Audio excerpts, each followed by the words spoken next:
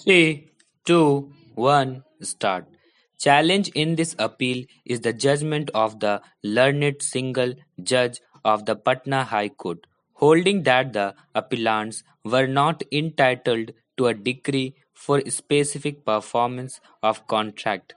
In a second appeal filed by the respondent, the judgment and decree of the trial court, as affirmed by the first appellate court, were reversed and the suit of the plaintiff was dismissed.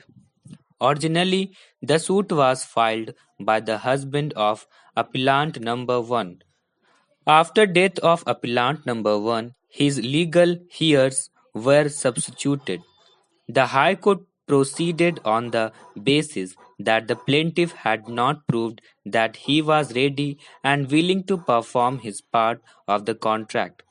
There was neither pleading nor evidence was tendered in terms of requirement of Section 16 within bracket C of the Specific Relief Act 1963. Learned counsel for the appellants highlighted as to how the judgment of the High Court suffers from various infirmities, both factually and on principle of law. None appears for the respondent, though she was represented by a counsel who did not appear on several dates of hearing and also is not present today. The High Court recorded findings to the effect that there were no specific averments in the pleadings, that the plaintiff was ready and willing to perform his part of the contract, and also no evidence was adduced in this regard.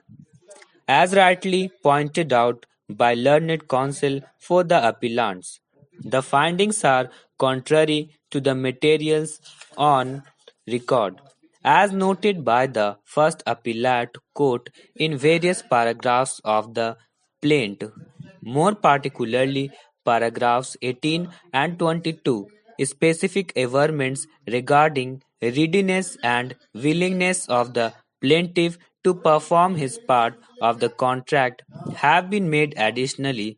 The plaintiff, who was examined as PW9, has categorically stated that he had gone to tender the money.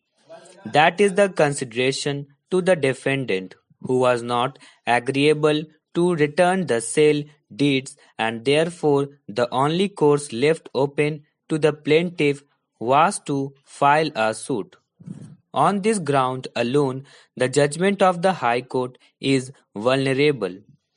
Another factor which appears to have weighed with the High Court is that even though 1 month time was granted by the trial court to the plaintiff to deposit a sum of rupees 500, this was not done.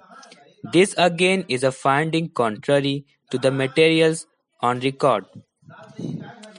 There can be no quarrel with the proposition that in a suit for specific performance of the contract, the plaintiff must prove that he was ready and willing to perform his part of the contract continuously between the date of the contract and the date of hearing of the suit. But the finding that the plaintiff has not proved his capacity to perform his part of the contract, as he was not even today to deposit the money in terms of the trial court's order, is factually wrong.